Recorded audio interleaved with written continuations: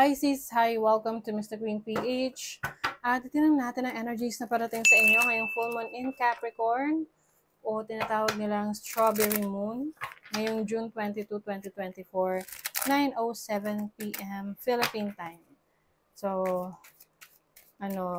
i-check nyo na lang kung kailan yung eksaktong oras at araw ng full moon sa inyong lugar. And if you're interested in private readings, meron tayong link sa description at sa pinned comment, pakicheck nyo na lang. Okay, Pisces. Let us see. For you, Pisces, especially Pisces rising, ang full moon ay mangyayari sa inyong 11th house of friendship, community. Ayan. Serving the community, public service. So, yung iba sa inyo, maaring i-reassess nyo yung relationship nyo sa mga kaibigan nyo or sa mga grupo na kinabibilangan nyo if you feel na necessary pa yon or kailangan pa yon or hindi na, or kung nakakatulong pa ba yon sa'yo o hindi na. So example, member ka ng isang grupo, let's say sa Facebook, na dati masaya ka dun sa grupo na yon, marami kang natututunan, but all of a sudden parang naging toxic na yung grupo. So you feel like you want to leave the group kasi parang gusto mo ng peace of mind at ayaw mo na makabasa ng mga katoxica na post, yung mga ganon. Okay? Some of you naman, possible na kasi meron tong opposition sa inyong 5th house, which is about dating, creativity. Maaring merong, yung iba lang naman pwedeng meron kayong isang kaibigan na maging interesado sa inyo romantically. So, syempre, nasa sa inyo yan if you will give this person a chance. Depende sa situation ninyo, kung open ka, kung libre ka, libre siya, so why not, interesado ka. Pero syempre kung sa tingin mo may aberya yan, iwasan mo na lang para makaiwas ka rin sa problema in the future. But I see someone who is very interested in you, pwedeng hindi to ganun ka-open sa nararamdaman niya sa ngayon.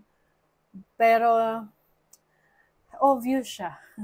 Oo, pwedeng obvious na may gusto, may interest. Gusto ka laging makasama, makausap, nagpapapansin sa'yo, ganyan. Yung iba rin sa inyo, maaring meron kayong mga susubukan na creative talents and skills nyo na dati nahihiya kayong gawin. Example, dati takot kayo na or nahihiya kayong humarap sa camera or mag-share ng TikTok, ng videos ninyo, ng experiences ninyo. But you'll never know kasi kung ano yung opportunity na mag-open sa'yo once you become more authentic sa sarili mo at mas maging confident ka. So I think yung iba sa inyo, mas magiging confident kayo sa inyong mga sarili, sa inyong mga kakayanan. Yes, dahil itong si Mars ay merong trine sa Moon, which is in your 3rd house of communication. Your creative writing, no? So yung iba sa inyo, pwedeng meron kayong interest sa pagsusulat or sa pag-vlog, poetry, pwede rin sa music, anything related to your talents and skills. I feel like you will show it to the world. Mas magkakaroon ka na ng lakas ng loob na gawin yon. Ang nile-let go mo rito is yung pagiging mahiyain mo. Oh, you have the Lovers. You have the 3 of Wands. Some of you, if you are connecting with someone romantically, pwedeng kayo you will spend more time together. Like, sa pagta-travel. You have the 5 of Swords. I feel like, ito yung sinasabi ko sa inyo na okay lang kung walang issue, walang problema, walang sabit Pero kung meron, iwasan nyo na kasi pwedeng magkaroon ng konflikto sa isang tao na involved, dyan sa connection ninyo. Yeah, this may cause some stress in your relationship with this person. Halimbawa, kaibigan mo, may jowa na, pero biglang, as you spend more time together, nade-develop kayo, 'di ba? So, okay lang kung libre si friend.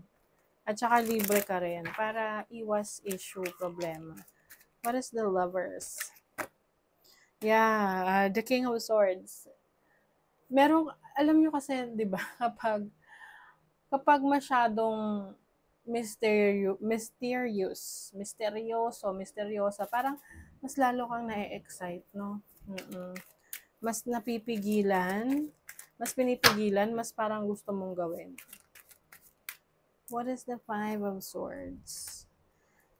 I feel like someone is parang nag-iimbestiga, I don't know. Lalo na kung meron na nakakaalam sa nangyayari sa inyo, sa connection ninyo romantically.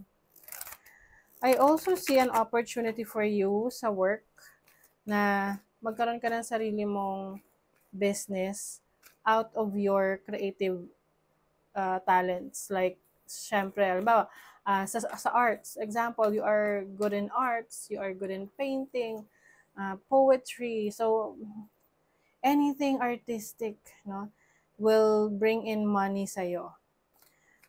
You also have educator upgrade. Uy, yung iba sa inyo, magiging trainer or magiging teacher, mentor. Oo, that's part of your upgrade. Kumbaga, you will share your knowledge, your skills sa iba. At mag-i-invest ka rin ng skills mo, kaya ka mag-upgrade. Magdadagdag ka ng bagong kaalaman.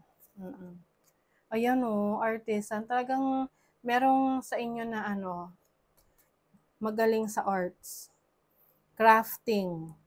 Creating something unique gamit ang iyong kamay. Ayan. Maaring meron kayong talents in creating handmade products.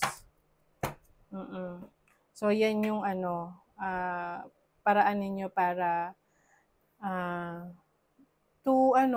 minsan kasi yung iba, ginagawang yung libangan nila, nagiging parang outlet nila kapag malungkot sila, nakakalimot sila sa mga problema nila. So, for you, this is going to be helpful. And at the same time, kikita ka pa, malilibang ka pa. May wedding, Pwedeng... Okay. Ito yung sinasabi ko sa inyo kanina na baka may involvement na rin ng person doon sa, di ba, may deception. Oh my God. Pisces, be careful in dealing with someone na hindi mo pa masyadong kilala. Or pwedeng alam mo na nandun siya sa ganong klaseng sitwasyon tapos hinahayaan mo pa. But of course, malaki ka na, alam mo na yung mga decision mo. So, just have to be responsible for that. Okay? Kasi yung iba naman sa inyo, you might be in a relationship with someone pero alam nyo may ginagawa na tong kalokohan, 'di ba?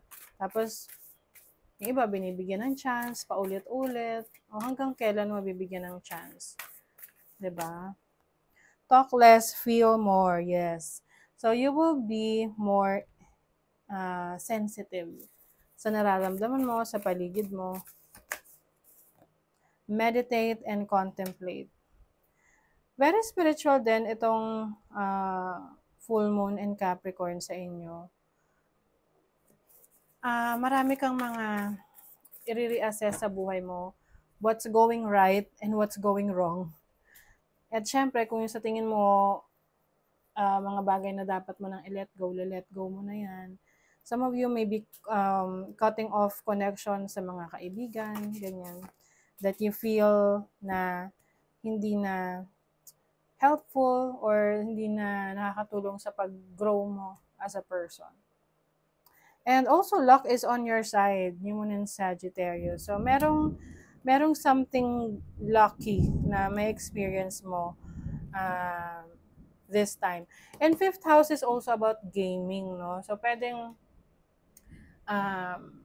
you try to, kung ikaw ay mahilig rin mag taya-taya, ganyan, subukan mo, game of luck. Kasi pwedeng there is something good that's going to happen sa'yo. Luck is on your side. Something lucky. Okay? So, that is your reading, Pisces. Thank you so much. Bye!